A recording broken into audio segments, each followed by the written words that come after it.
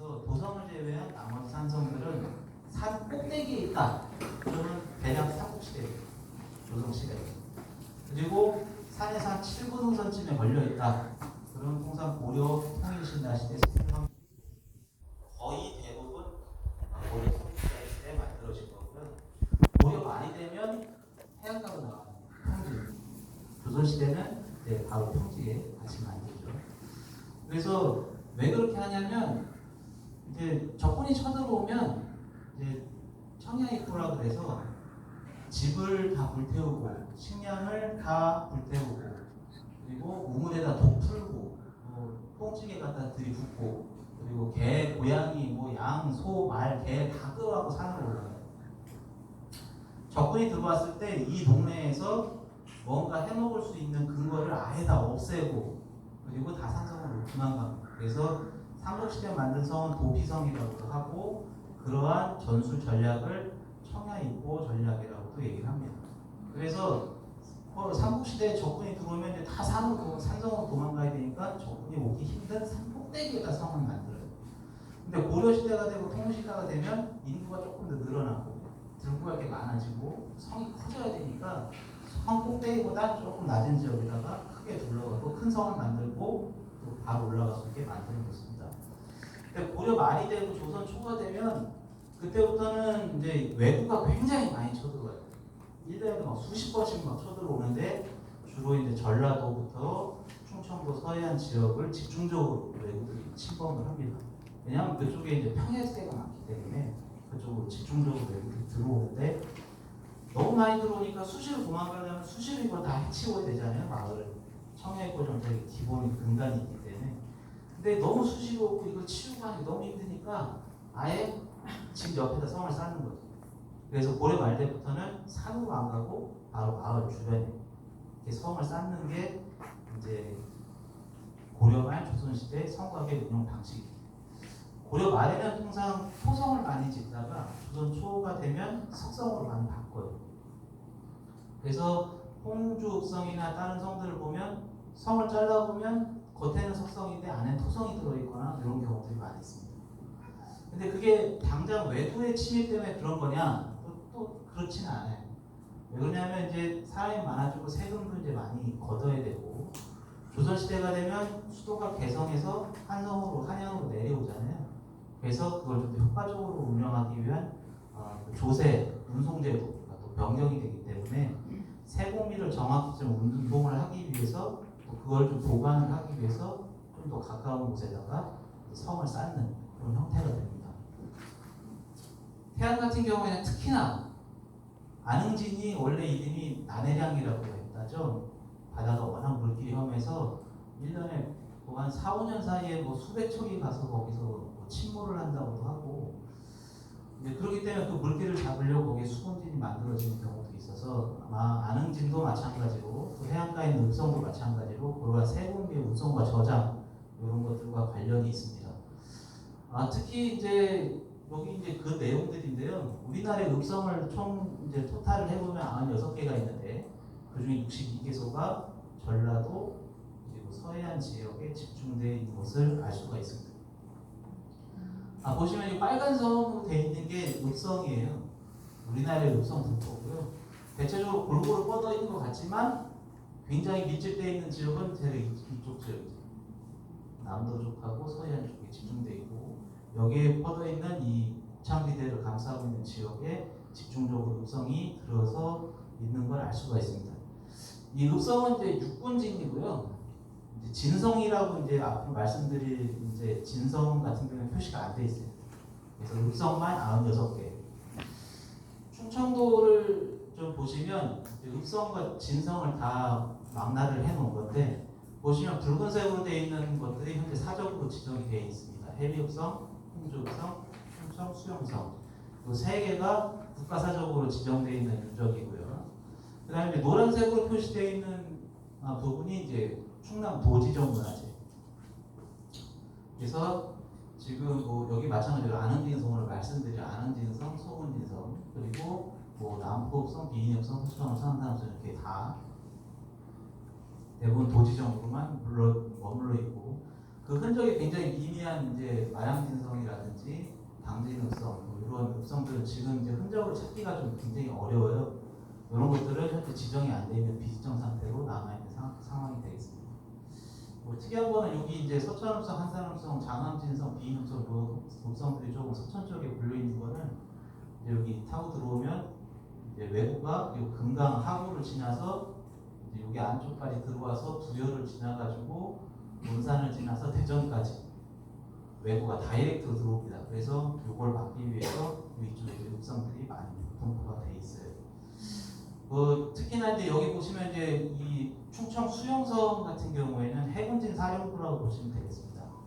해군 서해안 요 충청 수용 요 진 수군진의 최고 사령부가 있는 지역이 충청 수용성 그리고 충청 수용성의 지휘를 받는 성들이 여기부터 보시면 뒤에 진자가 붙어 있는 성들이 있죠. 당진포진, 소근진, 안흥진 그리고 마량진, 장암진 이런 진성들이 해군이 분포하고 있는 수군진 역할을 하고요. 그거의 총사령부는 수용성입니다. 나머지 약간 내륙으로 들어가 있는 한산읍, 서천읍, 비인읍, 보령읍, 남포읍 이런 읍들 있죠. 홍주읍 이런 읍성들의 읍성들은 육군진인데요. 육군진의 총사령부는 해미읍성이 되겠습니다. 그래서 수군진과 육군진이 같이 분포하고 있고 그의 사령부는 해미읍성과 충청 수용이 된다. 이렇게 이해하시면 될 것 같습니다. 이 지도는 이제 1872년 지도인데요. 1872년 지도가 좀 굉장히 중요해요.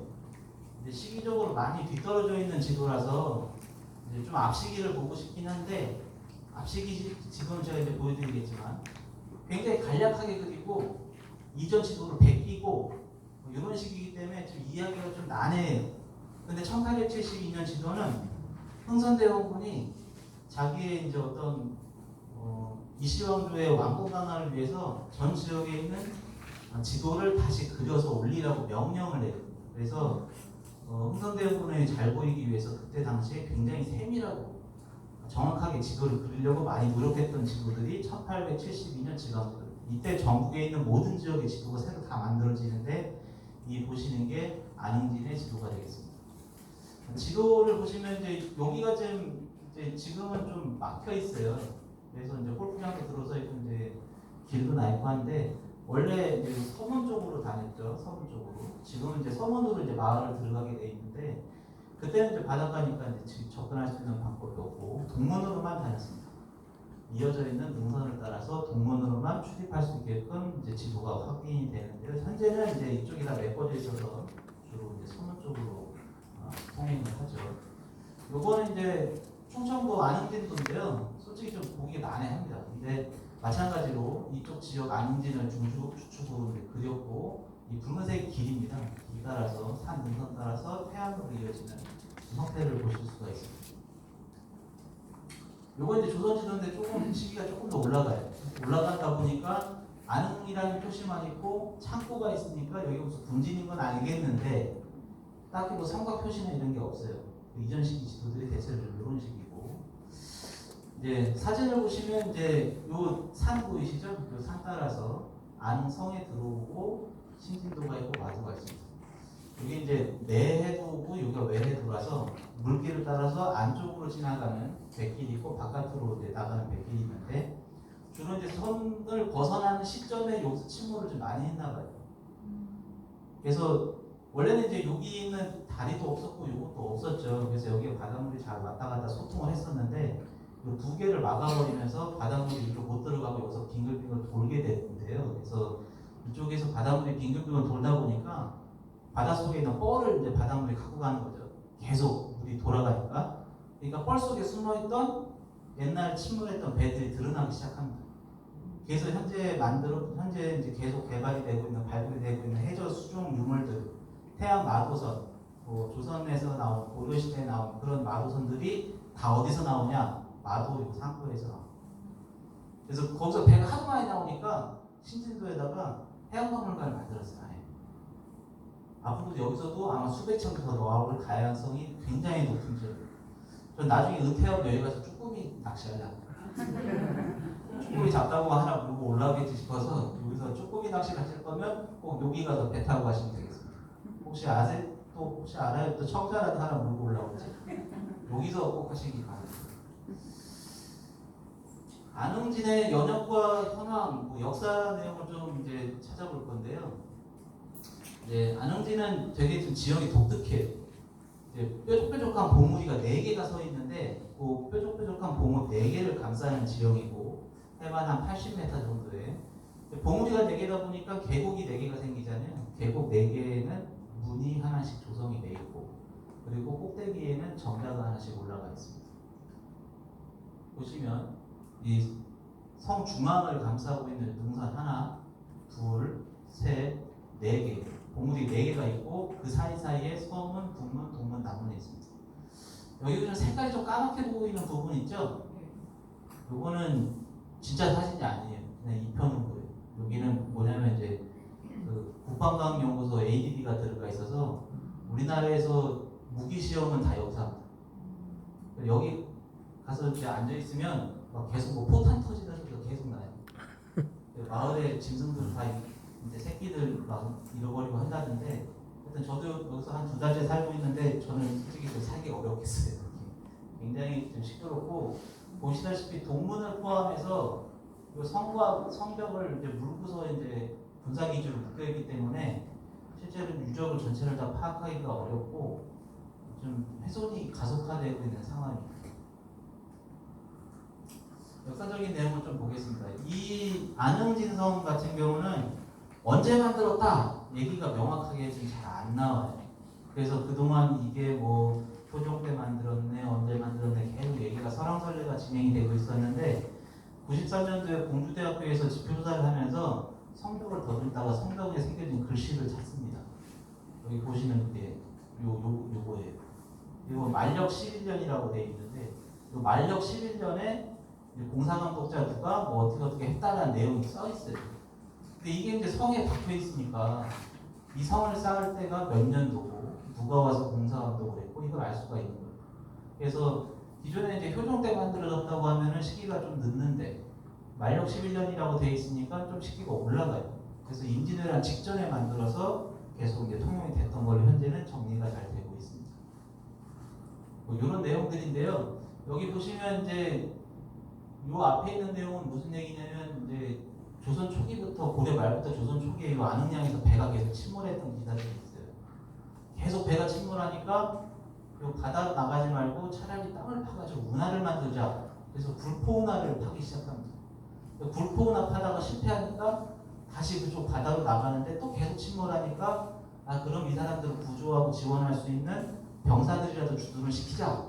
그래서 소군진에 있던 사람들을 끌고 내려와서 안흥진을 만들고 안흥양수라고 해서 안흥진을 만들고 거기서 병력을 분배하고 거기서 이제 주둔하면서 이거 지원할 수 있게 만들죠. 그래서 이 원래 군사적인 목적은 소군진에서 더 많이 갖고 있지만 안흥진 같은 경우에는 이제 군량미라든지 세군미를 좀 운반하는데 조금 더 역량이 더 의미적으로 더 들어가 있다고 보는 부분이 이런 내용들입니다.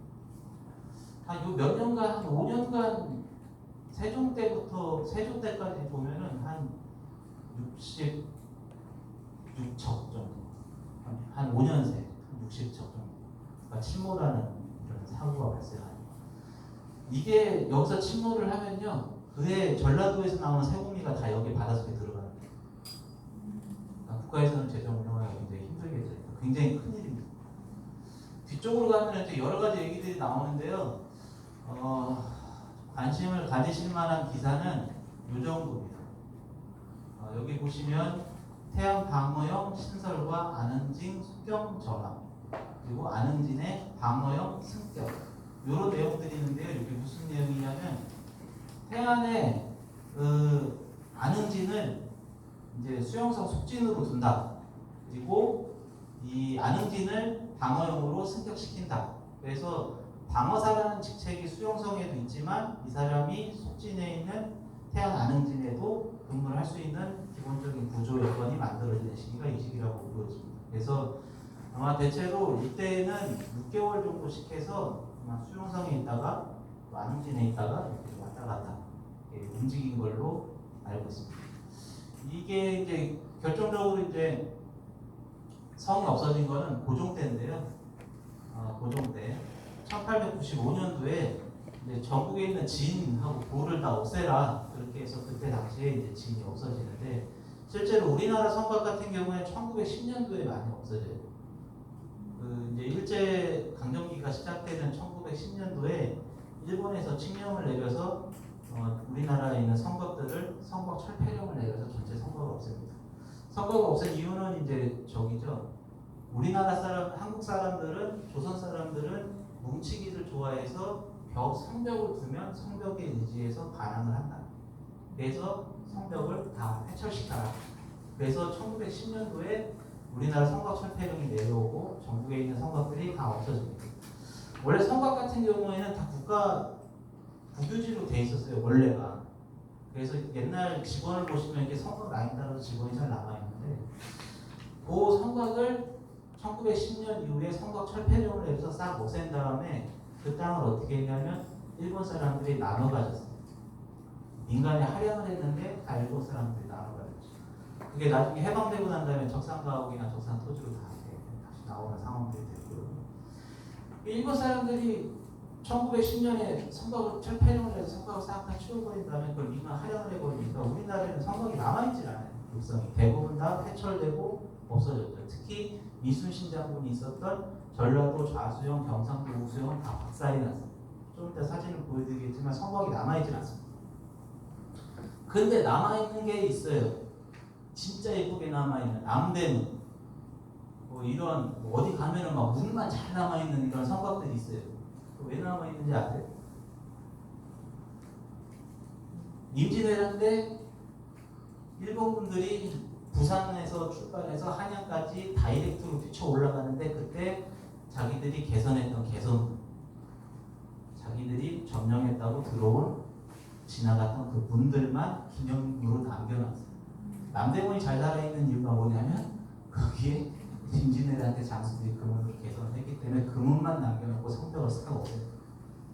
우리나라 문화재가 잘 안 남아있는 거는 일본 사람들이 많이 수탈을 해갔지만 남아있는 문화재를 다 때려 부셔서 안 남아있습니다. 요거는 아까 보셨던 성돌 성 발굴하면 이거 찾느라고 눈이 빠집니다. 진짜 한 번 보면 계속 보이는데 한 번 찾기가 굉장히 어려워요. 맨날 만지고 지나갈 때도 안 보이다가 어느 순간 딱 보면 글자가 보이거든요. 탁 꺾은 거 보면 말려 시기전. 그래서 요 각자 성석이 발견되면서부터 이제 실질적으로 이제 임진왜란 직전에 이 성이 만들어졌다는 것을 확인할 수 있는 근거가 됐습니다. 사료에는 안 나오는 얘기이기 때문에 이게 나오면서부터 이제 성의 초축 시기를 파악할 수 있는 근거 자료가 보고하고 수집이 됐다고 보여집니다. 아까 말씀드렸듯이 1985년도에 이제 안흥진이 폐영이 된 다음에 이제 성문이 4개였는데 각각 있던 문루는 해체가 돼서 문산으로 가고 그리고 이제 그 태안읍성에 있는 공예 건물, 그러니까 공예 건물은 이제 관과의 건물을 이제 공예라고 하는데 그 공예 건물들의 와제, 지붕재 같은 것들은 지금 다 태안읍성 쪽에 지금 다 이전이 돼서 복원이 되어 있는 상태입니다. 지금은 이제 여기 도유형문화재로 잘 지정이 되고 남아 있는데 실제로 기록을 보면 건물을 옮긴 게 아니라 와제를 옮겼다고 얘기하기 때문에 건물이 이동된 게 아니라 지붕들이 조금 이전된 것 같은데 실제로 가보면 옛날 기와들은 거의 없어요. 지금은 다 이제 새로운 기와들을 다 올려놓고 좀 일부분 여기 색깔 다른 부분 있죠? 이런 부분만 지금도 일부분만 조금 남아있는 상태입니다.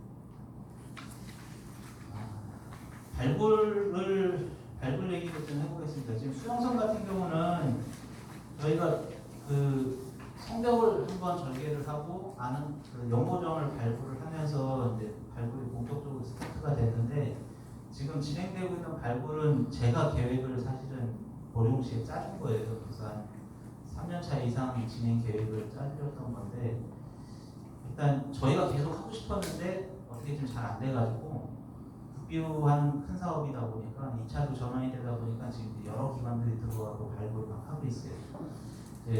실질적으로 이제 그런 사안들이 나중에 이제 자료가 잘 취합이 돼가지고 잘 이제 복원이 되면 좋겠지만 기관 여러 개다 보면 이게 자료 취합도 쉽지가 않고 그래서 하여튼 좀 지켜보고 있는 상황입니다. 나중에 아마 그게 좀 잘 통합할 수 있는 시스템이 만들어져야 될 것 같아요. 안흥진성 같은 경우에는 이제 지표조사를 이제 최초에 공주대학교 박물관이 했습니다. 이때는 이제 조사기관이 거의 없을 때라 대학박물관에서 각 지역에 있는 중요 유적들을 이제 조사를 많이 했기 때문에 공주대학교 박물관에서 조사를 했고요.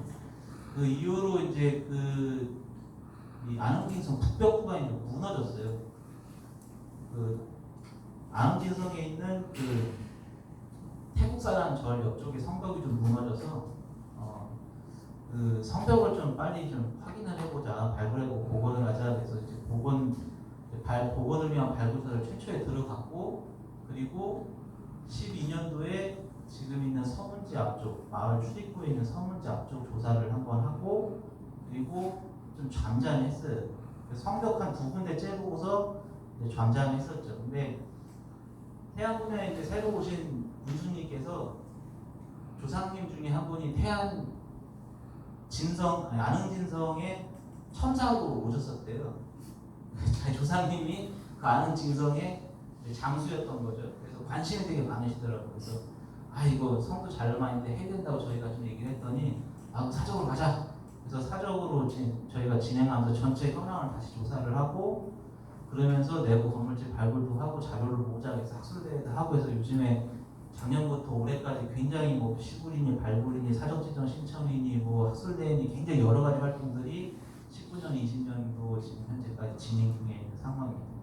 근데 실질적으로는 성벽 한 2군데 정도 째본 거, 그리고 지금 하고 있는 건물질 발굴 이 정도밖에 진행이 안 됐기 때문에 거의 백지 상태라고 보시면 됩니다. 문제를 한번 볼 텐데요. 문제를 보시면 딱 이렇게 4개가 잘 남아있어요. 먼저 동문 같은 경우에는 이제 아치형으로 되어 있는 홍해문인데, 이 홍해문 같은 경우는 사실 보기가 쉽지가 않죠. 수영성에도 지금 한 군데만 잘 남아있고, 여기도 마찬가지로 한 군데만 홍해문으로 잘 남아있습니다. 나머지는 이제 편거식 문으로 되어 있는데, 요거는 실제로는 아니에요. 요거는 새로 만든 거예요. 93년도에 지표조사를 하고 발굴조사를 하지 않은 상태에서 그냥 그대로 문을 올렸어요. 그래서 요거는 이제 발굴조사가 기초가 안 돼 있는 그냥 다른 문 보고서 만든 그런 문이라서 실제로 이게 문이 홍해문인지 편거식 문인지는 사실 확인하기가 어려워요.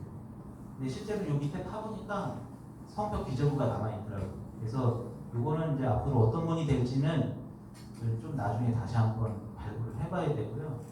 요거 이제 편거식이라고 얘기합니다. 편거식. 그래서 위를 이제 돌로 처음에 깔아놓고 요 사이는 이제 돌로 걸기도 하고 나무 판으로 걸기도 하고 해서 판 걸어놓고, 그리고 요 문 위에다가 건물을 짓는 거를 편거식이라고 합니다. 보시면 요 위에 초석들이 보이시죠?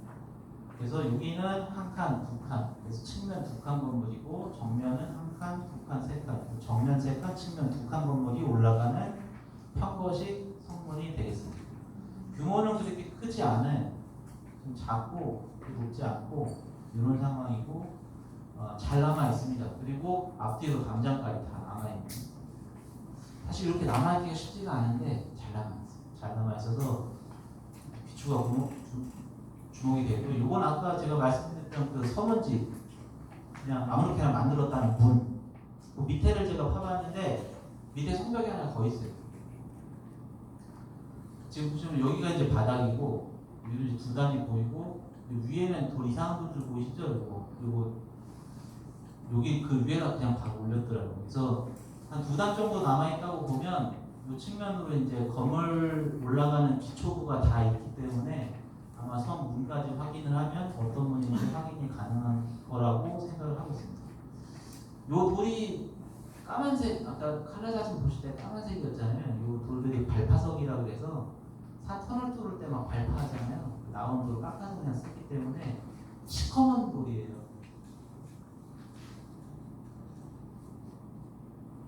이런 시커먼 돌들을 그냥 막 써요, 막돌을.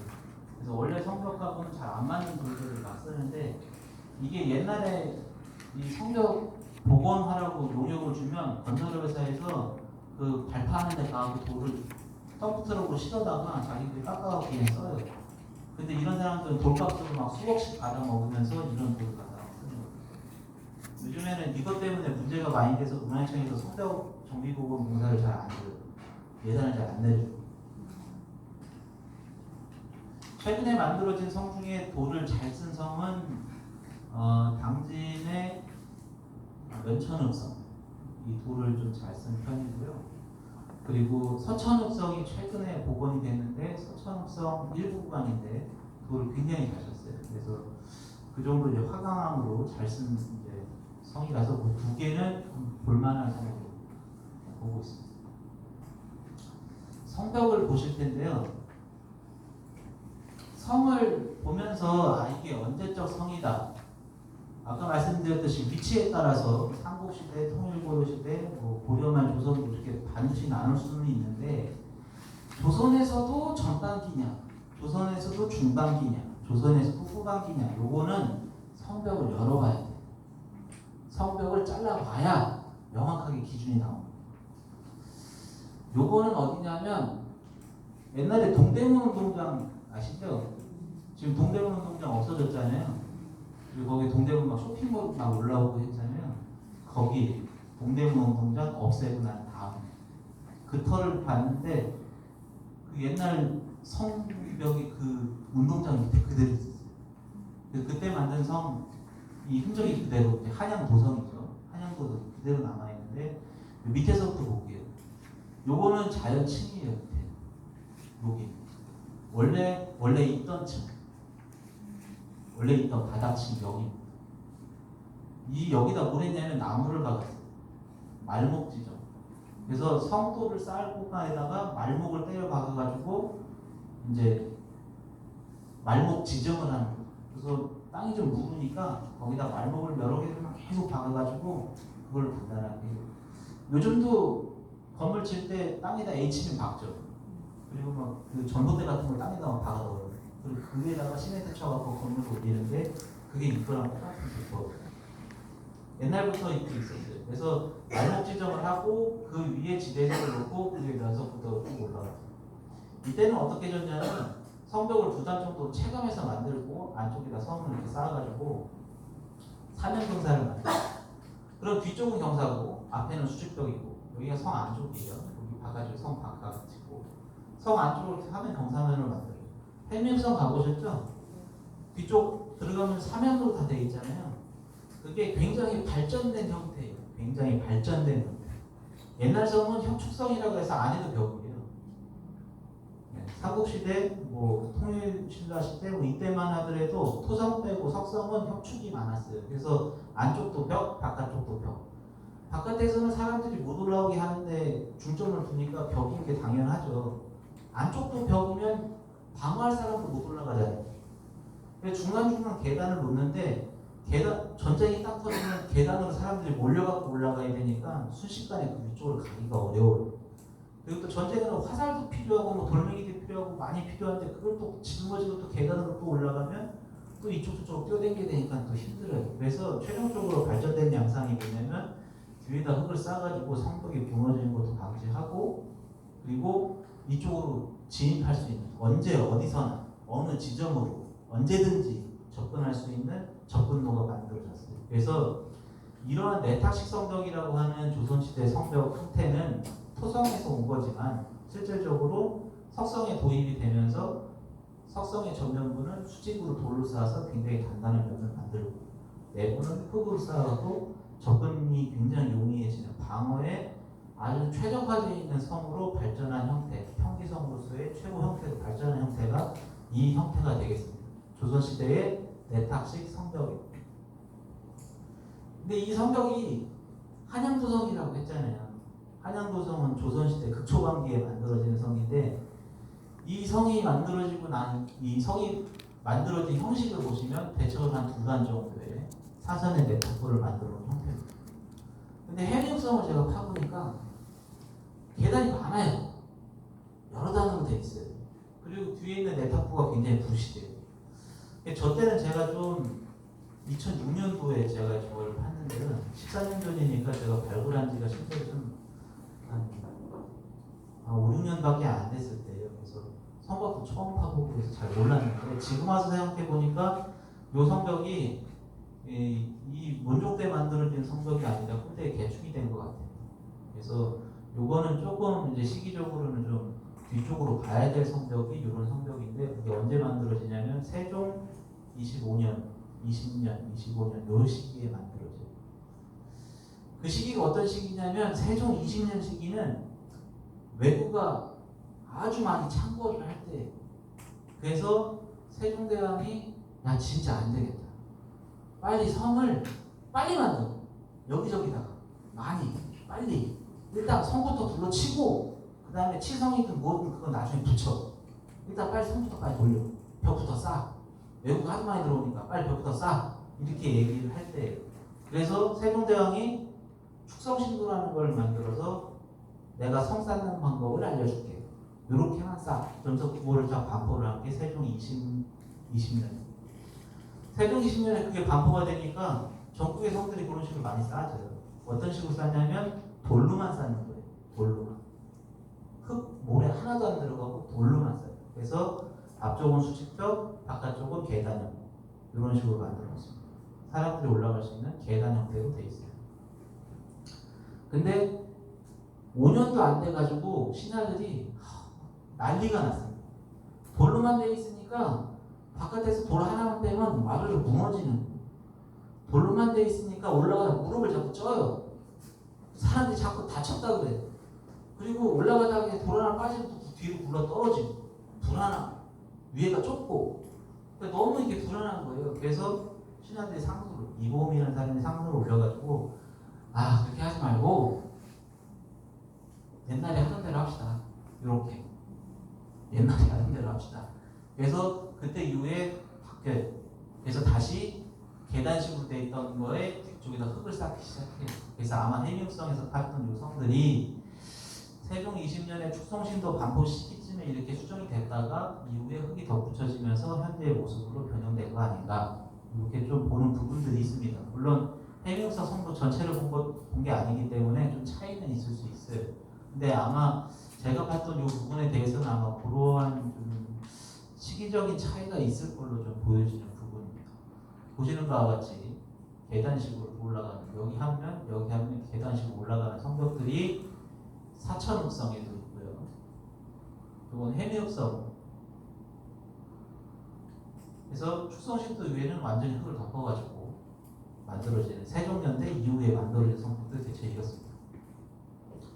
이것도 마찬가지로 약간 이제 큰 계단 형태로 되어 있어요. 그래서 이게 이제 축성신도 반포 이후에 다시 한양도성의 모습으로 가자 하는 그런 시즌에 만들어진 성벽으로 추정을 하고 있습니다. 크게 한 2단 정도의 석축을 만들어 놓고 흙으로 채워 넣는 형태가 이게 서문지에서 나타나고 있어요. 그죠? 이게 한 2열 정도 하고 뒤쪽 흙으로 채워져 있습니다. 근데 희한한 거는 아는지에서 북쪽으로 가면 북쪽성은 안 그래요. 계단이 안 나오고 그냥 사선으로 나와요. 사실 이거를 이제 한국의 읍성 전공하시는 교수님하고 저하고 좀 생각이 달라가지고, 저도 이제 교수님 계실 때는 교수님 맞습니다 이렇게 얘기를 하지만 저는 오늘 저밖에 없잖아요. 제 얘기를 드리면 요거는 시기가 떨어져요. 왜냐하면 우리나라 조선 초기부터 세종대, 세종 이후 이 시기를 계속 계단식 형태로 구상을 하면서 내려와요. 임진왜란 이후에 무슨 일이 발생을 하냐면 포격을 당하거나 총을 맞으면 성돌이 빠져요. 성돌이 빠지면 그거를 대체할 수 있는 여러 가지 방법을 만드는데 어떻게 하냐면 성을 좀 눕혀요. 성벽을 약간 기울기를 눕혀요. 수직으로 서 있던 벽이 이렇게 누워요. 보이시죠? 이 누운 거?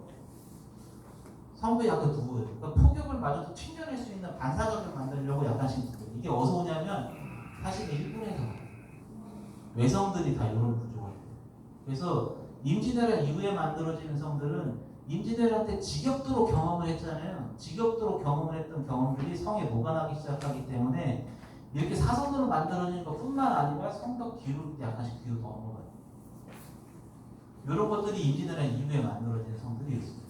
아까 말씀드렸다시피 이 성은 만력 11년 임진왜란 직전에 만들어졌다고 말씀드렸어요. 근데 나오는 형태, 이런 쪽에 나오는 형태들은 임진왜란 전란의 경험이 녹아든 성벽이에요. 그래서 이런 성벽들은 시기적으로 임진왜란 이후로 늦다고 봅니다. 저는. 근데 제가 아는 교수님은 자꾸 아니라고 하셔가지고 하여튼 제 생각은 그래요. 요거는 이제 그 위쪽에, 저 아래쪽에 있는 장암진 성부인데요. 옛날 지도들이 다 이래요. 그냥 아래쪽에서 그냥 그림만 막 그려놨기 때문에 지은 거고, 그래서 실제로 어디 있는지 성은 넓은데 건물 이렇게 크게 그려놓으면 어디 있는지 알 수가 없어요. 대충 방향만 잡고서 조사를 들어갈 수밖에 없기 때문에 좀 어려운 점이 많습니다. 근데 실제로 보면 이렇게 생겼어요. 장암진 성. 동그랗게 그려놨는데 실제로 조사해보면 네모네요. 성벽을 한번 보실게요. 성벽 장암이 독특합니다. 이거는 토성을 잘라서 석성으로 변경시킨 것 같은 느낌이 굉장히 강해요. 여기 보시면 여기는 흙으로 사선으로 잘 만들었잖아요. 근데 여기 돌들이 되게 엉성하게 들어가 있어요. 도면으로 보시면 이래요. 여기랑 경계선으로 완전 다르잖아요. 그래서 이거는 이렇게 쌓여있는 토성을 잘라갖고 석성으로 만든 것 같은 느낌이 굉장히 강한데, 하지만 여기를 조사했던 조사자는 이거를 한 세트로 본 것 같아요. 그래서 사선으로 들어가는 이 석축 시스템이기 때문에 시기가 좀 느리다, 이렇게 얘기를 좀 하는 것 같고요. 실제로 보는 것들은 성벽이 이렇습니다. 뒤에 토층도 이렇게 똑같이 나오고. 요건 이제 저희가 이제 11년도에 찢어봤던 충청 수영의 성벽입니다. 되게 애매합니다. 충청 수영 성벽. 뒤쪽이 계단인지 사선인지 판단이 잘 안 돼요. 벽이 잘 안 서거든요. 여기 석축벽이 딱 서야 되는데 석축벽이 딱 안 서요. 그래서 이게 아까 장암진성 같은 스타일로 이 성벽 쌓는 게 조금 애매합니다. 저희가 이쪽이 좀 서문지 쪽이었죠. 서문지 쪽을 조사할 때는 이 성벽의 구조가 정확히 좀 잘 안 나왔어요. 남문지 쪽도, 남벽 쪽도, 남문지 동쪽벽 성벽도 이제 얼마 안 남아갖고 잘 안 보이는데 내벽이 오히려 좀 잘 나갑니다. 여기 보시면 돌들이 이렇게 수평으로 서 있으면서